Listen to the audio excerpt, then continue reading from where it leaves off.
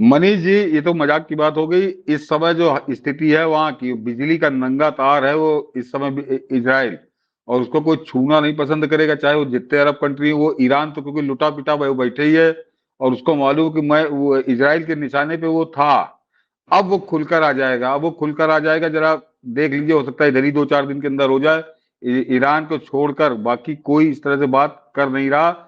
Saudi अरब भी है। उसकी वजह बता दूं कि जो मैं 1967 की बात कर रहा हूं, तब जरा ग्लोबल इक्वेशन दूसरे थे। आज की तारीख में अमेरिका ने खुलकर कह दिया, और आज आज बाइडेन का बयान दिया गया है कि हम जरूरत पड़ेगी तो हम इजराइल को हथियार भी देंगे। उसने कहा कि हम हथियार भी देंगे और बाकी हम खुलकर उसके साथ हैं। और रीजन दिया उसने कि हमारे कुछ अमेरिकी नागरिक भी मारे गए हैं। इंग्लैंड ने खुलकर साथ देने की बात कर दी है, ऑस्ट्रेलियन कर दिया, और एक जर्मन की महिला थी, जर्मनी की, उसको नंगा करके इन्होंने वीडियो बना के सड़क पे घसीटा है। तो जर्मनी बड़ा आग बबूला है। जर्मनी ने भी कहा है कि हम खुलकर इसराइल के साथ हैं। तो इस समय पूरी दुनिया साथ है मनीष जी, और दूसरे रंगबाज नेता ने सबसे पहले कहा है।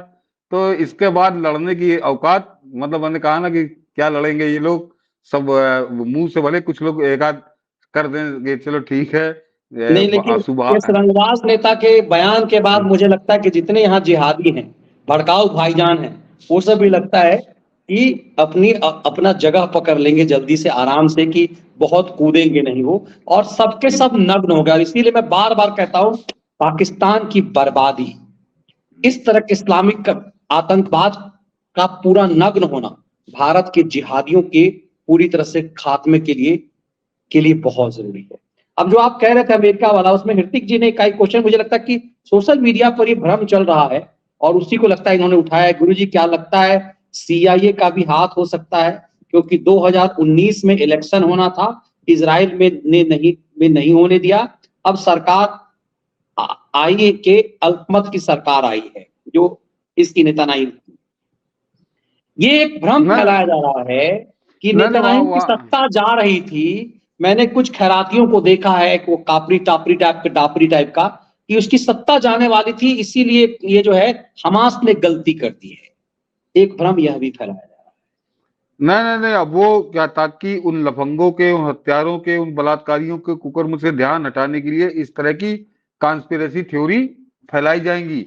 जैसे आपको समझा दूं तो उससे ज्यादा आसानी से समझ में आ जाएगा कि जब बंबई पे हमला हुआ था, तो एक थ्योरी फैलाई गई थी, आरएसएस की साजिश।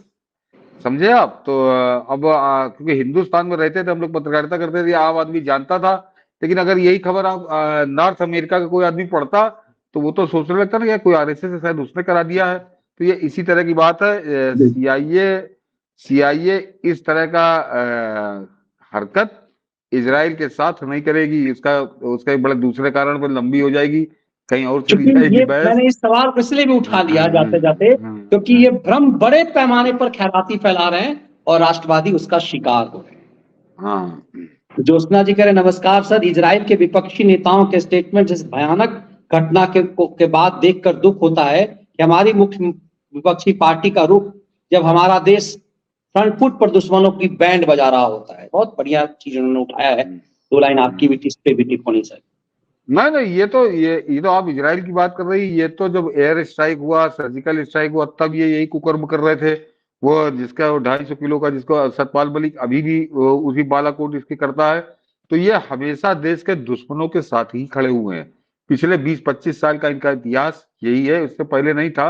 लेकिन अब ये खुलकर जो मोदी विरोध या विपक्ष की बात कहता है, वो खुलकर देश के दुश्मनों के साथ खड़ा होता है। अन्यथा ये मौका ऐसा था, अरे कम से कम इजराइल के प्रति संवेदना तो व्यक्त कर देते, जिनकी हत्या हुई है उनके लिए शोक तो व्यक्त कर देते।